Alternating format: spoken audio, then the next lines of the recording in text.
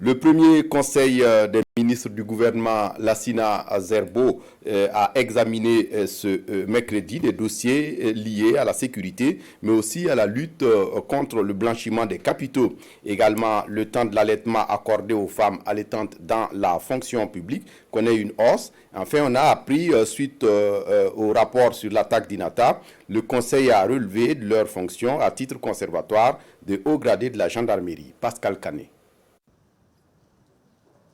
La justice militaire est saisie pour suite à donner aux manquements constatés par le président du Faso dans le rapport amélioré qu'il a reçu la semaine dernière.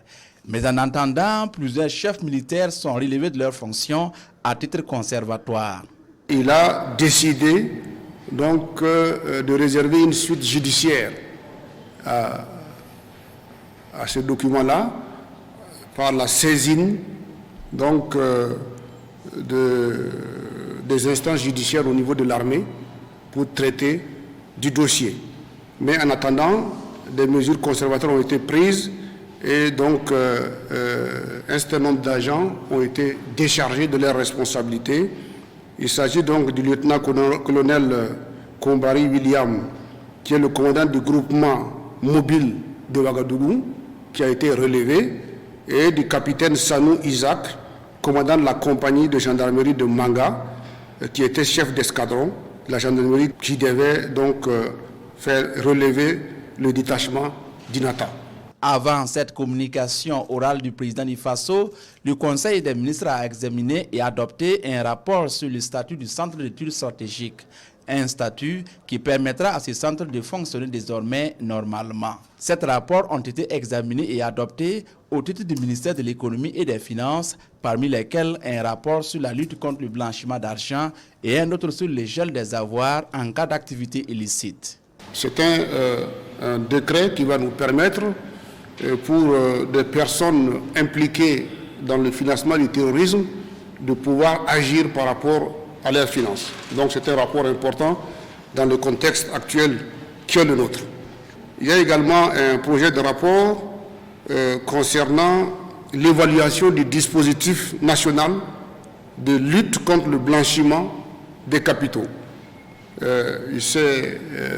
est ressorti qu'au niveau donc de notre pays, on avait un retard sur la question des plans d'action.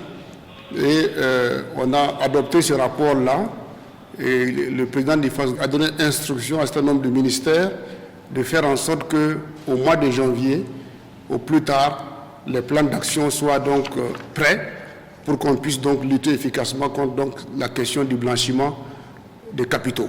Désormais, les femmes allaitantes de la fonction publique, en plus des congés de maternité, disposeront d'1h30 pour allaiter leur bébé.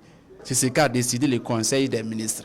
Maintenant, pendant les heures de service, il y a un temps qui est accordé à la femme pour l'allaitement. Et donc, le décret que nous adoptons permet à la femme, après les 3 mois de congé, de bénéficier par jour d'1 heure 30 minutes, 1h30 pour l'allaitement de son enfant. Et donc, ceci pendant 12 mois. Le Conseil des ministres s'est désolidarisé de l'avis de l'ancien président de la Fédération burkinabé de football concernant le report de la CAN. Le gouvernement félicite plutôt le Cameroun pour avoir accepté d'abriter la compétition et rassure que les étalons qui seront mis au vert seront bel et bien de la partie.